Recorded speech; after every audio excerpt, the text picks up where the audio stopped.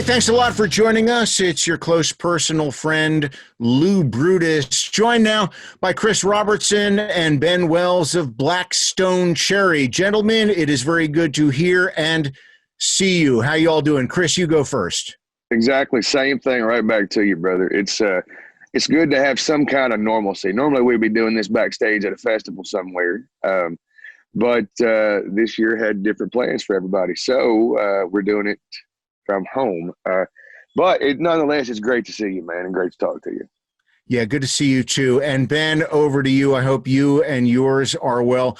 As I followed you on social media, you and I have been friends for a long time. It looks like you've been doing okay through this.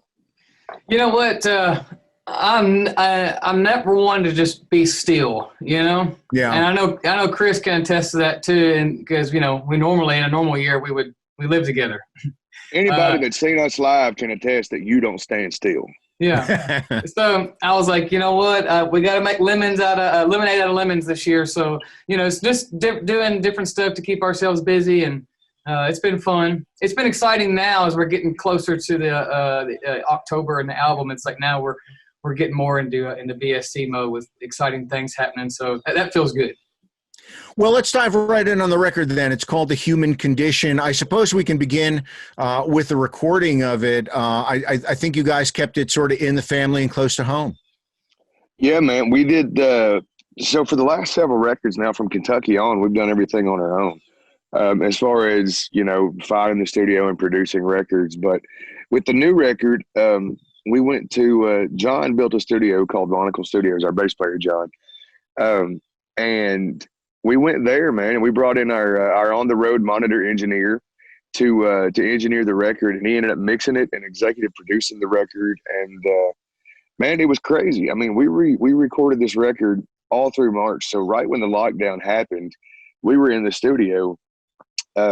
And admittedly, dude, like when we go in the studio, I shut the outside world off. I don't really listen to the radio. I don't watch TV. I don't do anything. And especially with the new record, because when you get down to the studio, you have no phone service. There's zero phone service whatsoever. So it's a really secluded kind of area. And, we were definitely aware of what was going on, but I don't think I can personally say that I didn't understand the severity of what was happening until we had been out of the studio for 3 or 4 days and I had time to catch up on what the world was doing. But Yeah. With that said, with the world being in such an incredibly crazy place, the recording process was kind of like a shining light in the middle of all this darkness, because it was the one thing that was completely normal for us to keep doing while the world was kind of going, hang on a minute, because there were 6 people in the studio every day. That's the 4 of us, the engineer, Jordan, and then the studio tech, Mr. Mark Owens.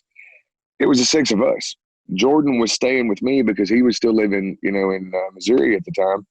So we literally didn't go anywhere but the studio. So the 6 of us, kept working in the studio and stayed healthy and everything. But it was an absolute blast to make, through all with all the aspects thrown in and all things considered, the record was absolutely just a treasure to make, man. We had so much fun, and everybody put so much effort into each other's parts and making sure each guy was like, either getting their ass kicked when they needed or lifting them up when they needed it. We really, really went at this record with not only a songwriter and musician, mentality, but also as a producer mentality. We wanted this record, once we got in there, because we didn't have an idea of what we were doing when we first started. Like, we went to the studio with about 5 or 6 completed songs and then ideas and pieces of songs that we had thrown around for years.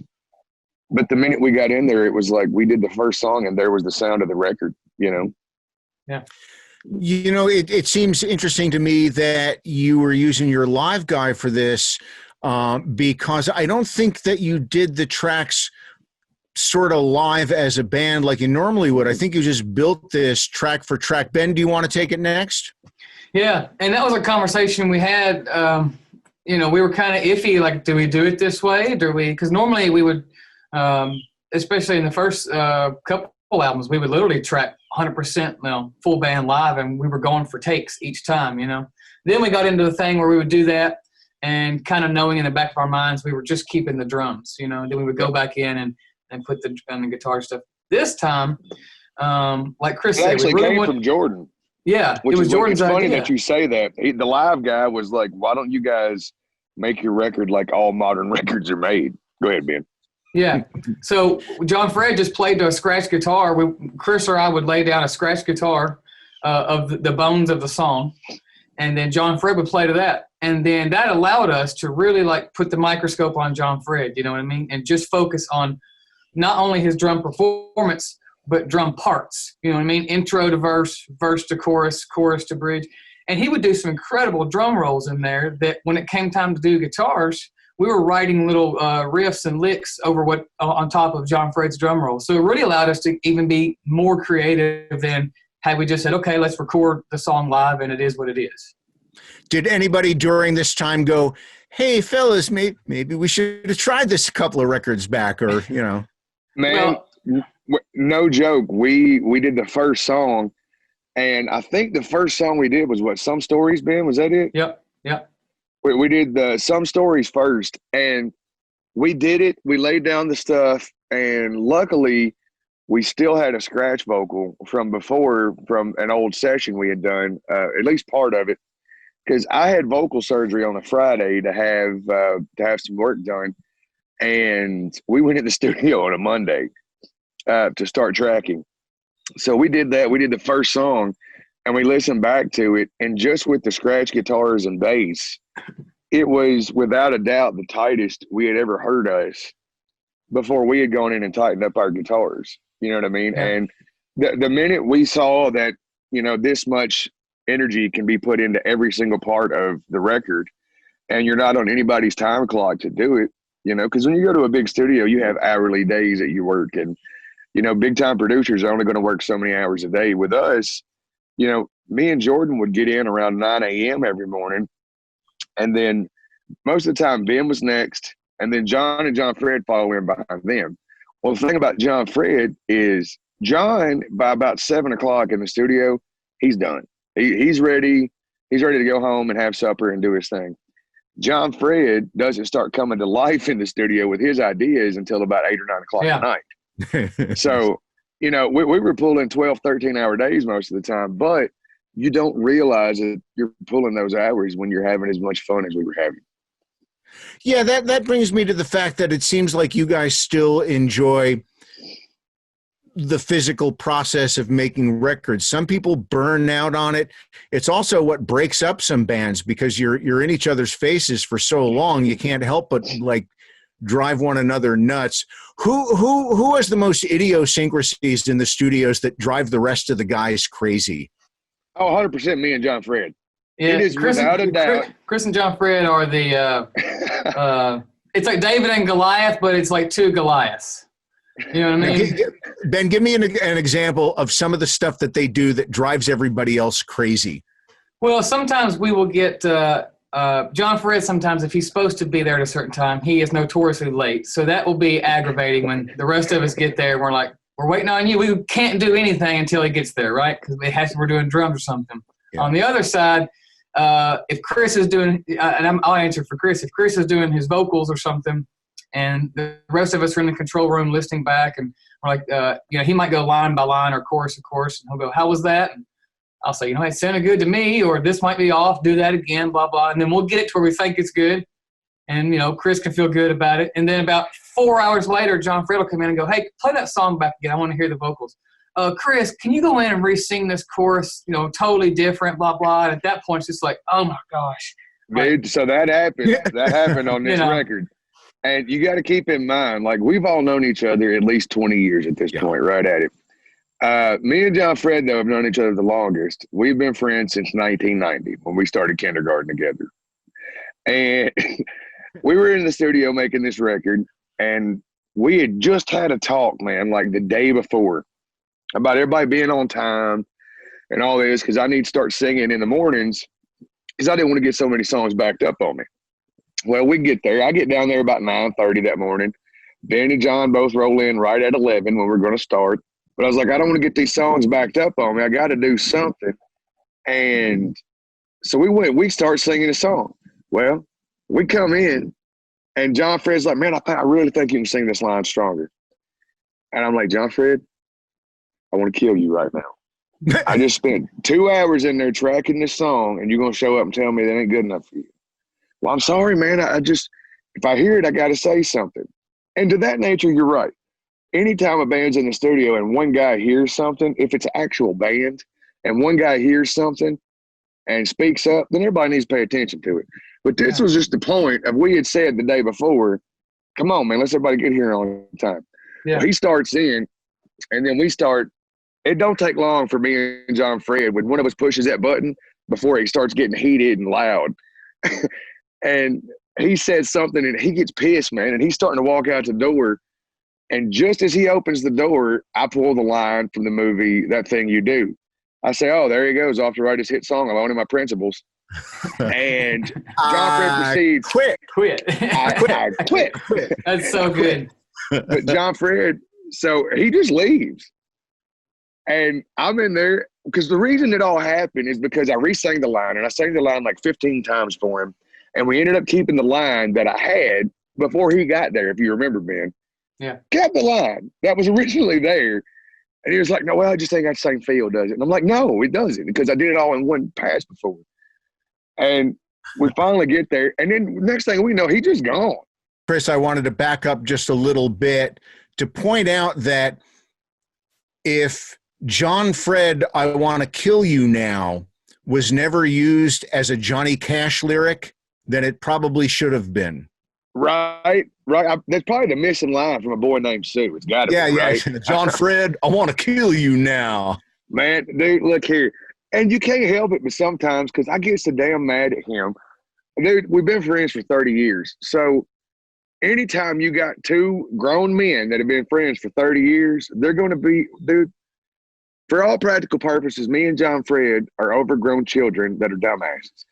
We just, dude, our whole like, we never grew up from kindergarten, man. Like, we did, but as friends, we're still kindergarten friends, man.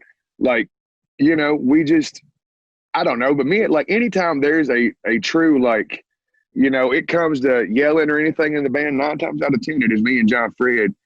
And I think it's because we're so much one and the same, and so, like, headstrong about the ideas we have, that sometimes when we try to, you know, split an atom, sometimes it ain't good.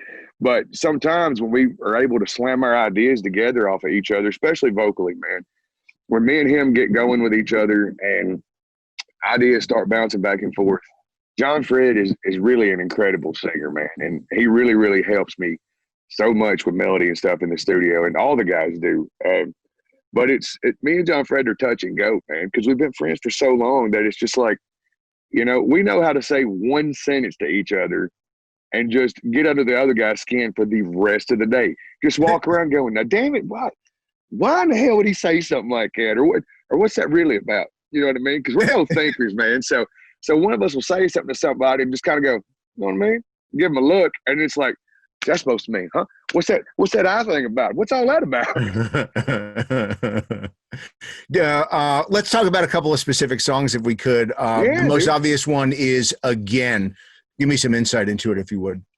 So that song, man, we wrote that one in the studio. We about 10 years ago, we wrote this song, and it was a totally different title, totally different whole vibe, and we had the bridge.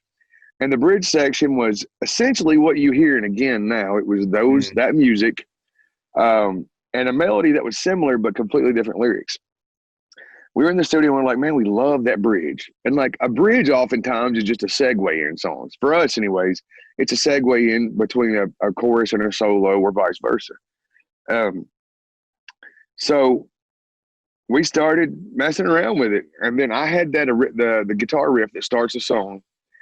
And with us, man, when you have one idea, if one of us sits down with a guitar and we've got Pro Tools up playing and we're playing along to the click track or whatever we're doing, the ideas are flowing. The easiest way for us to get from part to part is just play and just see what comes next. You know, that feels good, but is maybe not the most expected. Right.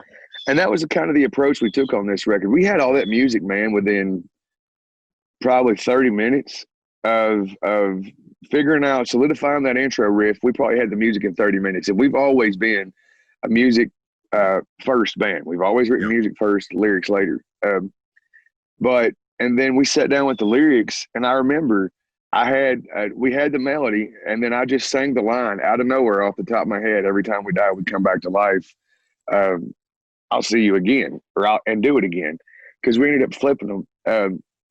And we just kind of snowballed from there. Like, I remember I sang that line, and John was like, well, that's the first line of the chorus, man. And I was like, awesome. Let's go take 5 and come back. And we went outside and came back in, man, and we wrote the lyrics in probably 30 minutes as well. It's just one of those songs that happened naturally. It was the last song, written and recorded for the record, because it all kind of happened, 100% with that song in the studio. But man, that song is it's kind of talking about the rebirth, man, and it's we all get knocked down a million times in life. It's the story of the Phoenix. It's the way you come out of things, and the way you overcome, and the way you adapt to the world you live in, that makes you who you are. And fortunately, we as humans, we are given multiple opportunities when we make mistakes to redeem ourselves. And to me, that song is just kind of a song about redemption, Why is it? Because while it's not incredibly common, it's not uncommon for the lead single from a lot of records to be that last song. You've got, sometimes there's songs that have been written for years and you get around to them and everybody has high hopes, but then it's this tune that just at the finish line gets put together, and that seems to be the one everybody loves. Why do you suppose that is? I think a lot of times because when a band comes up with something on the spot in the studio, they've been inspired by what they've been doing in the studio. So for me, like, we couldn't have picked a better song to be the lead single, because that song kind of is the epitome of what the course of the record is. You know what I mean? You get a little taste of all the different, flavors in that song. It's heavy, it's melodic, it's got the beautiful breakdown chorus, got a pretty ripping guitar solo, if I say so myself. But don't hold back. No, hey, look here. Somebody asked me one time, they're like, who's your favorite band? And I always say Skinner or Jimi Hendrix. But truthfully, honestly, and this is going to sound like an egomaniac, but I'm going to explain myself. My favorite band on the planet is Black Stone Cherry. And people are like, well, how does that work, you egomaniac? And I'm like, no, hang on, let me explain myself. Before there was a Black Stone Cherry, my favorite bands were Leonard Skinner, Jimi Hendrix, and those that I always list. After Black Stone Cherry started and we figured out what it is we do, my favorite music to listen to on the planet is Black Stone Cherry. Because number one, if the 4 of us aren't fans of what we're doing, there's no reason to be doing it. Number 2, if you can believe in your band enough for it to be your favorite band, then that'll help you keep pushing to make sure it's always there, man. And I think that's something that the 4 of us have that, from an outsider's perspective, Black Stone Cherry's favorite band is Black Stone Cherry. We sound like a bunch of egoed out, D-bags, but we're truthfully just saying that we have to be a fan before anybody else. Before anybody gets, because there's a million songs that we've written that people will never hear because one of us doesn't like it all the way through. And the way we work is if all 4 of us aren't 100% sold on the song top to bottom, nobody's going to hear it. Unless you come to somebody's house and they're playing it on their iPod one day or something. But it's part of that brotherhood, man, of how everything works with us. Ben, if you want to take the beginning of the description of the next song, Ringin In My Head, what kind of insight can you give to it? Ironically enough, that song was written originally in 2017. It was going to be on the Family Tree album. Yeah. And we had the majority of it written, and we liked it. We had a demo of it. But for whatever reason, like Chris just said, we weren't all 100% sold on it, for it to go on that album. But we liked it enough. So fast forward, we're in the studio, we're putting together the demos for this album, and we bring up that song again, Ringin In My Head. And this is like in January, February of this year. So we start looking at it, and we're like, yeah, I think that needs to be a contender for the album. It needs a little work, but we can figure it out. So we get in the second verse and the second verse and bridge section weren't right. They went totally different musically, and it was a song that was like, if you had a puzzle that was 24 pieces, right, when you was a kid, and you had 22 and a half pieces, that was Ringing in My Head. Yeah. So we got in the studio and we rewrote the second verse. Well, we changed the melody. We added some different, musical parts to it. And then we started listening back to it while this pandemic was unfolding in front of us. We're like, man, these lyrics eerily line up with what's happening right now. And we wrote this 3 years ago, So in a weird way, it's like the song was holding on to itself to be released now because it made more sense, because it's more prevalent now than it was in 2017. I love when stuff kind of works out like that in the atmosphere, that just, you didn't plan on it being like that, and now the song pokes its head back up and people are saying, whoa, it sounds like you wrote this, in March or April. We're like, no, man, we wrote this years ago, But it's a killer song. That first verse is 100%. The first verse and 90% of the chorus are 100% what they were 3 years ago, man. That people, your attention, please. I need to tell y'all about the new disease. It's crept right up from beneath our nose. What happened next, we already know. That was 100% written 3.5 years ago while we were out on tour finishing up the Kentucky cycle. So, I mean, it's kind of weird. Another one of those little premonition things, man, for me anyways, is we wrote Push Down and Turn right before we went in. So these are the first 3 songs on the record. We wrote Push Down and Turn. That was one of the last songs we wrote right before we went in the studio. And one of the lyrics in the chorus says, once my mouth 2 times a day, see you next month, same time, same place. Through this pandemic, obviously I'm very outspoken about mental health and men's mental health in general. But I take medication for manic depression. It's something that I've dealt with for a long time, and I'm okay with it, man. But through this pandemic, I've had to have my medicines, tweaked a little bit. And I ended up being prescribed a secondary medication once by mouth, twice a day, 3 months after we wrote that song. So there you go. Pay attention. We're kind of like The Simpsons, Lou. We predict the future in just short little spurts here and there. You know what I mean? Well, and again, too, it's something that Ben sort of just referenced in his answer, and something you touched on earlier, Chris. It's very easy in a band, even at the best of times, to sort of live in a cocoon, whether you're in the studio and you don't know what's going on out in the world, or, I call it getting into the tour fog. And it usually occurs about the second day that you're on the road, and you forget what city you're in, what day it is. You forget that you haven't come home to the wife in 3 days. Like it all gets in there. How is it existing in the world when sometimes you don't feel a part of it? Being home since February, okay. This February 15th is ingrained in my mind because it was the last time we got to play a normal rock and roll show in a bar full of sweaty people. We went down and we do a lot of stuff with the PBR. They're a fantastic organization. Who's this? Professional bull riding, the PBR, not PBR beer, but professional bull riding. And, they're great to us. They're great to the bulls, but they're just a good company. They've taken, to us quite a bit. But we went down and played for like their World Cup thing. And it was at the Cowboys Stadium, at AT&T Stadium. And even though I'm not a Cowboys fan, I got to say it was pretty incredible to stand on the 50-yard line and play and to play some of our songs, But we did that, and then we played an after party. We played like a 45-minute set at an open to the public after party for probably, 300-400 people, Ben? Yeah. That stuck around after the thing. And then we came home, started making a record, and the world got shut down, man. So for me, it was like it was really hard to get used to being at home, honestly. True story, I sleep on the couch every night. I can't sleep in the bed. Like if I go lay down in the bed, I toss and turn all night long. But if I lay down on our couch, I can crawl right up next to the over to the side of the couch, and it's kind of like being in a bunk, man. And I sleep there. But the greatest thing about being home is being able to hang out with this dude every day. And because he'll be 8 this year, and I haven't got to hang out with him as much as I have this year since he was born. It's 9 days till my party. Yeah, it's 9 days to his birthday party. But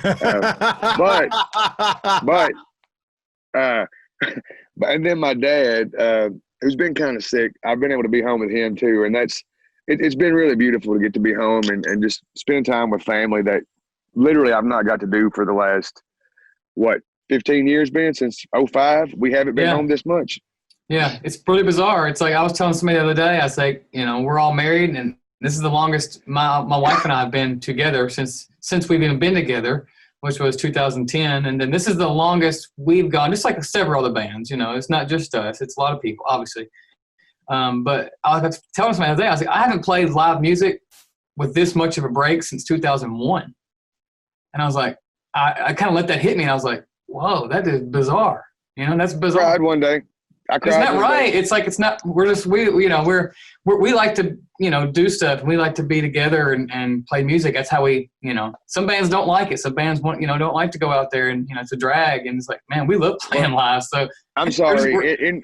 If a band doesn't like to tour and play music, then that's because they ain't got the right kind of band together. I'm sorry. Yeah. Because in my opinion, if you got the right group of dudes together, they're other than sitting with your wife and kid or mom and daddy or granny or something, they ain't nothing that feels better than getting on stage with 3 people you truly love or however many people you truly love and making people feel something with something you created. You know what I mean? So for us, it's like when the day comes that they say, okay, we can go back to having, normal shows. If that ever comes, it's going to be like a flood of Blackstone Cherry shows that just pop up for people because Lou, you know this. You've been covering us since 2006, man, the first record. You're one of the longest supporters of Blackstone Cherry there are in the world, probably. And we've made our living on the road, man. We have been a road dog band since 2006.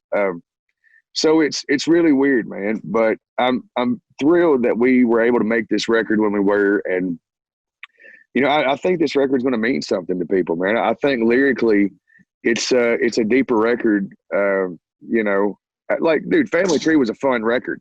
What we did on that record was we wanted to make a record that, like, to party and smile to, man. Like, everybody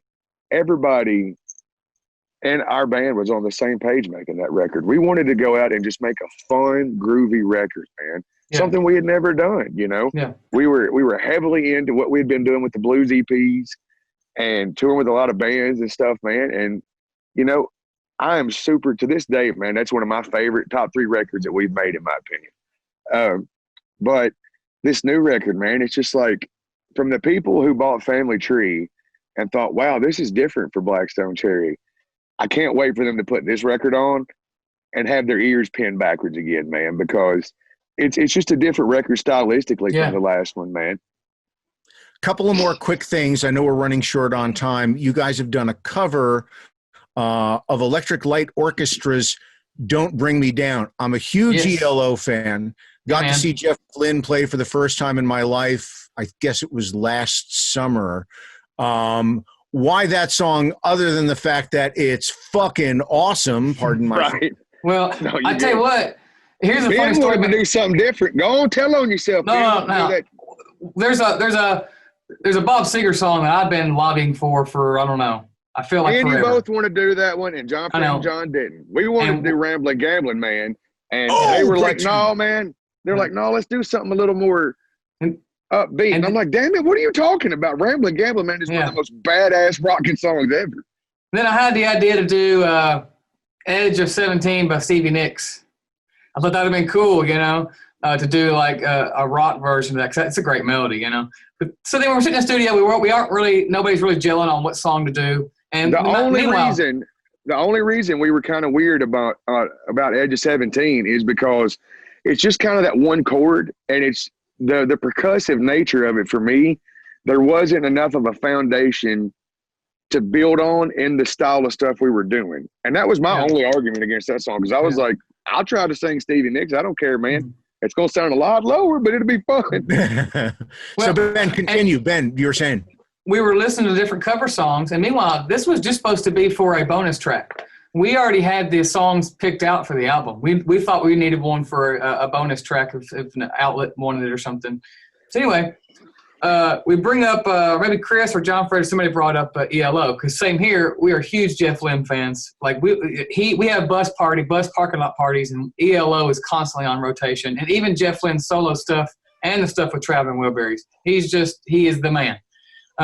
So that song comes up. Of course, immediately when it comes in, you're just like, yeah, that's the one. That's the one. Everybody's face is kind of lit up. We're like, yeah, we're gonna do that one. So we did it. We didn't really change a whole lot of it. We just said it's already perfect in every way. All we need to do is kind of Blackstone Cherryize it. So Chris and I played it with 2-octave guitars, and we just made it more of our thing. It comes out. We listen to it. It gets mixed. Everybody's kind of like, yeah, this isn't a bonus song. This is going on the album now. So it went from what we thought was just going to be a special track to like a big contender on the album. And the label and management was like, oh, you have to put this on the record. And we're like, yeah, you're right. And I'm thrilled because it's one of those songs that everybody knows. They might not know who did it, but everybody knows the song. And not a lot of people have covered it. So, we kind of lucked out there. I'll tell you a fun little fact about that song, Lou, before you get into the next thing. Sure. Is when it comes to the chorus, that ain't me singing the high part. I'm singing the harmonies on the chorus, and our brother Ben here is actually singing the high lead vocal on the choruses. I sing lead on the verses, Ben sings lead on the choruses.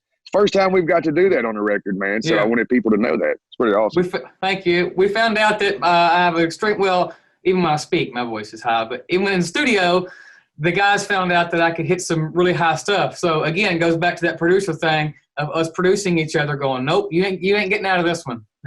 Get in there and you're going to sing this, but it was fun to do. And I'm pretty proud of it as well. Oh, you killed it, man. Thank you. Well, Jeff Lynne of ELO and his many of his generation have done something the English have been doing a lot since then, and that is taking American music and American music styles that Americans don't appreciate as much coming from Americans, so the English repackage it and they resell it to us, which I've never quite gotten my head around. And I think it ties into the fact that Blackstone Cherry is a very popular band here in the United States. Over in the UK, over with the English, you guys are gargantuan. And have you ever been able to figure out why the English go? I mean, it's like Blackstone Cherry mania over there. Why is that? Man, that's always been the $1 million question for us. Is why aren't we as successful in the homeland as we are overseas? And I think it's exactly what you said. They've packaged it up and shipped it back to us for years. But for some reason, when we package it up and send it over there, they're like, all right, we'll just put this one on the shelf. It's all right by us. I don't know, man. I think part of it is that people over there still buy magazines. They still really get into rock and roll, to where in the States, it's kind of like you hear it and then it flashes by and there might be a concert here. Like rock and roll is still very much a way of life when you get outside of the United States.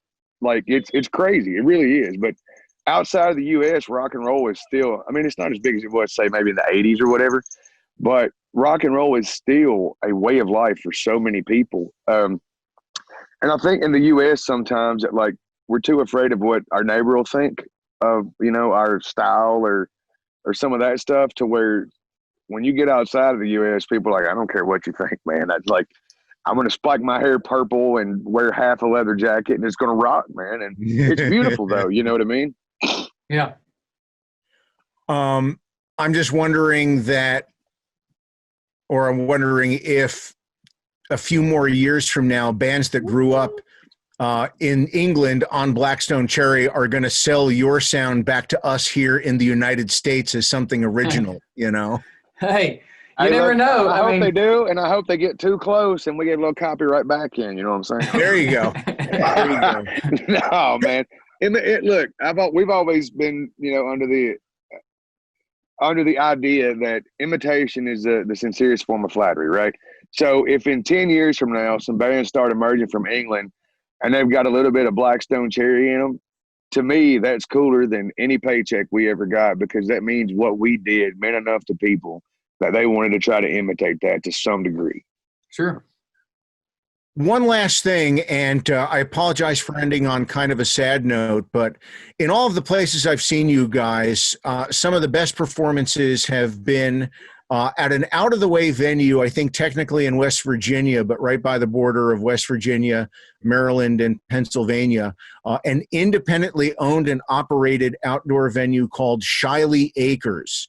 And the man who owned it and who acted as promoter, Greg Shiley, passed away earlier this year. I know he loved you guys. I thought he was just awesome. Maybe some thoughts on Shiley Acres and the late, great Greg Shiley. I tell you what, man. Go ahead, Ben. Well, let's say from the first time we played there, we didn't know exactly what Shiley Acres was. And admittedly, even pulling up to Shiley Acres in the backstage, we're like, what is this place? We don't know what it is, but we like it because we could relate to it. It was like, and then we find out. I was like, what organization owns this? Who puts this on? And come to find out, I think it was Brandon, our tour manager, was like, that's the guy right there. He books the bands himself. He pays for all this. He does it all. And it was this little short dude in suspenders, this country looking guy. And I said, wait a second, that guy is putting all this on. He knows all these bands. He was, Hell Yeah and Clutch and Black Label and us. And he was just such a cool guy. He came on the bus. He brought us a ton of moonshine. And so then we told him, we said, please, you have to have us back. This has been one of our favorite shows of that year. And that was 2017. He brought us back again to play the following year. And it was amazing again. And we were supposed to play there in October of this year before we got canceled because of the pandemic, of course. Yeah. And we had talked to Greg about doing our own little festival out there because we could relate to how he ran it. You know what I mean? It was like, I don't know if you've ever seen the show Yellowstone, but he was like Kevin Costner's character in Yellowstone. He was this very cool, laid back, but very demanding figure. And he had all these people that worked with him that were it was a team. And I jokingly called it, with respect, the Redneck Woodstock. And Greg said he wanted, and Greg loved it. He loved it. He said, I got to take that name. And I said, well, when you do Redneck Woodstock, I said, you have to have Blackstone Cherry come play it. But that's what it was. It was like people on a field, you park, you get out, you party. He has quality bands, big bands out there. I don't know. We can't say enough good stuff about him, his family, everybody that was a part of it. It's super sad. I honestly hope something could be done for him in his honor. I think once we get out of this, like a tribute concert at Shiley Acres, and let it go on record that Blackstone Cherry will be the first to be a part of it if somebody's listening and wants that to happen. Absolutely. Be glad to do that. And I'm coming out to host it. You can guarantee that. Well, there you go. Congratulations on the album, Human Condition. I'm really happy for you guys. I wish we were having this conversation in the flesh. Hopefully we'll do that sooner rather than later, but I appreciate the time, Ben and Chris, and please give my love and all my best to the rest of the band and your families and crew. Yes, sir. And Chris, wish your boy happy birthday again for me, will you? Will do, man. Will do. Lou, thank you so much for taking the time as always, brother. You are a true rock star and a pioneer in this genre. So if you don't hear that enough, let it be known that rock and roll appreciates you. And you're yes, you're an ambassador. We appreciate that. Very kind of you to say, and I hope I'm just not a pioneer who gets scalped. No, you're good.